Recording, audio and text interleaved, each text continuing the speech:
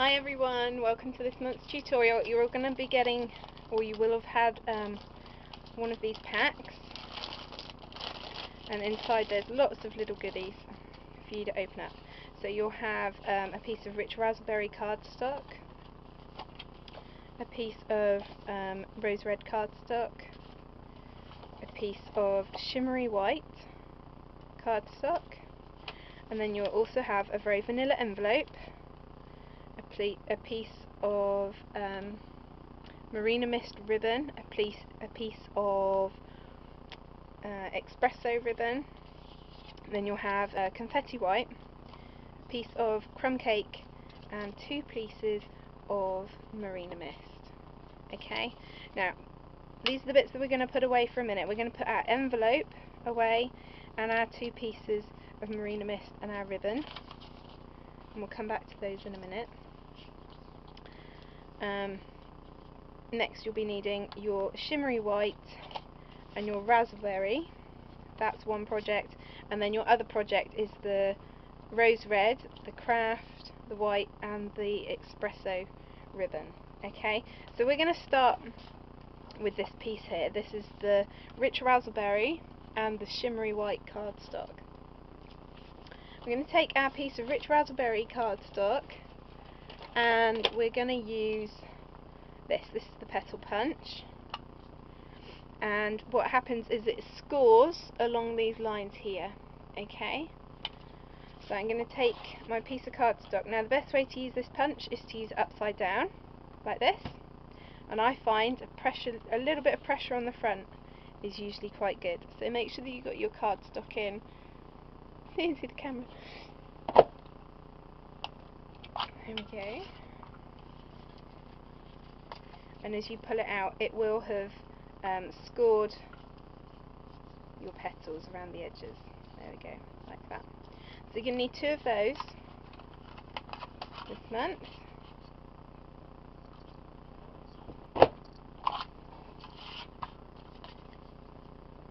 There we go. And then what we're going to do is some scoring. So everyone knows that I love my Fiskars board. The one thing you need to remember with this is that the orange blade cuts and the black blade scores. So I'm going to take the orange blade out just so I don't make a mistake. And this piece of cardstock, if you measure each side of your petal, the side is just over 1 inch. So what we're going to do is we're going to score our piece of cardstock at 1 inch, 2 inches, 3 inches, 4 inches, and just under 4.5. Okay, now on that just under the 4.5 score line, what I'm actually going to do is I'm going to pop my cutting blade in and I'm just going to cut the end off. Now keep this piece of cardstock because you're going to need it for something else a little bit later. But now we have our scored piece of card. We're going to make a really simple box. I'm just going to take my scissors, and the end where there's the small 1/4 inch flap, I'm just going to cut the ends off at an angle, and I'm just going to bend my box. You can't see the shimmeriness in this on the camera, unfortunately. And then what I need is I'm going to be using my clear mount stamps. Okay, so I've got my block. I'm going to use the Always Elegant stamp set. Now this is on the clear mount stamps. When they come on the sheet of rubber, and they also come with a sheet of stickers. Now it's up to you whether or not you decide that you want to put the stickers on the back of your stamps. I actually find that mine cling better because I'm very used to wood mount stamps. I'm quite new to clear blocks, but I actually find that mine cling better without the stickers on the back. However, if you like the stickers on the back and you want to be able to see the image, then you just stick those on the back of your stamp. Now I'm going to stick my stamp onto my block and turn it over and make sure that there are no air bubbles on the back of my stamp.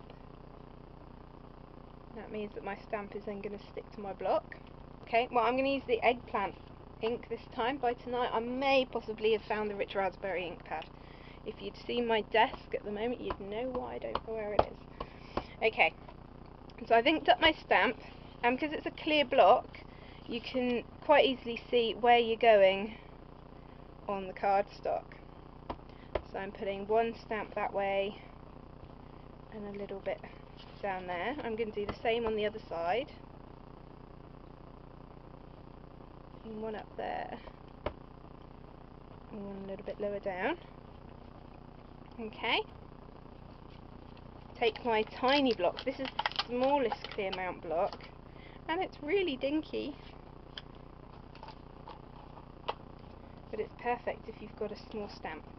So I'm going to just take the flower from this stamp set. I'm just going to mount it onto my clear block, and I'm going to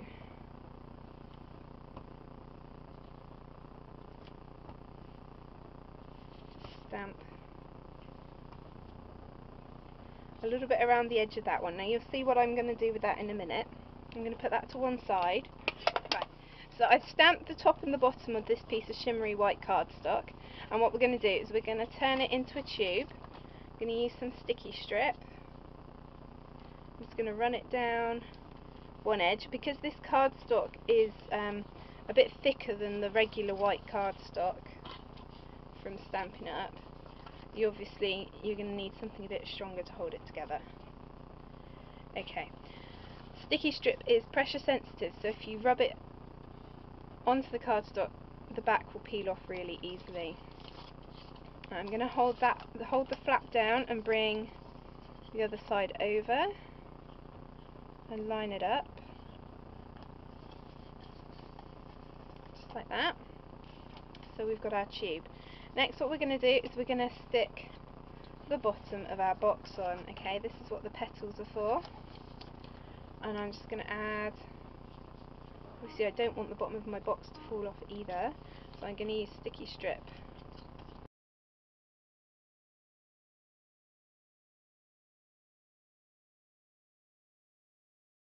Peel the adhesive off the back.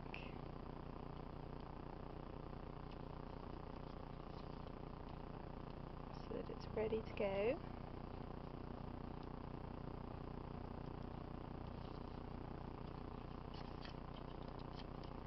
And start on one side and line up the score lines with the sides of the box. I'm going to fold it over and stick the other side, and I'm going to do the two remaining sides. Now I've got the bottom of my box. Now this would make a really cute little treat box.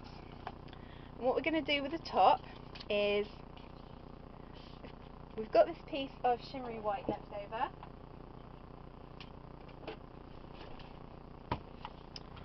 And I'm going to just take the tag punch and pop one tag out with the flowers, and take another tag with that one.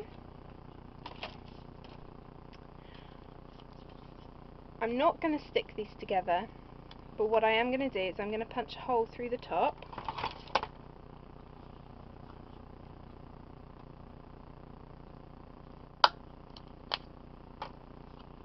Just through there.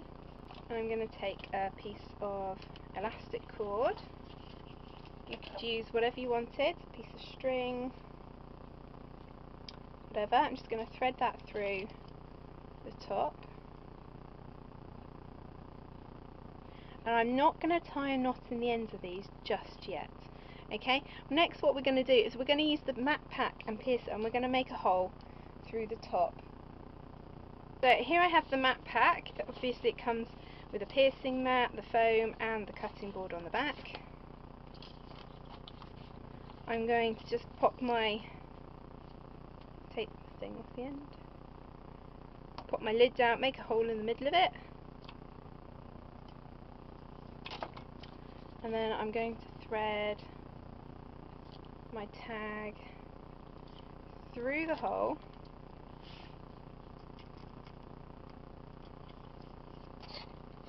and I'm going to tie a knot in the back of it, and then hopefully what should happen, it's going to stop my tag coming out the top.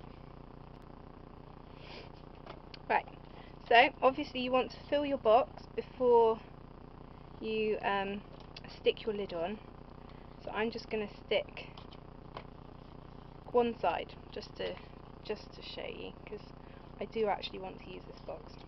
Right, so I'm going to just stick this on the top like so, and what would happen is the rest of your box would feel like that. You can pop your little message on the top. You could use the curly label punch as well. Okay, I hold that down there. And there's your finished treat box for this month. Really simple, really quick, and a bit dangerous. As you can see, I've cut myself doing that.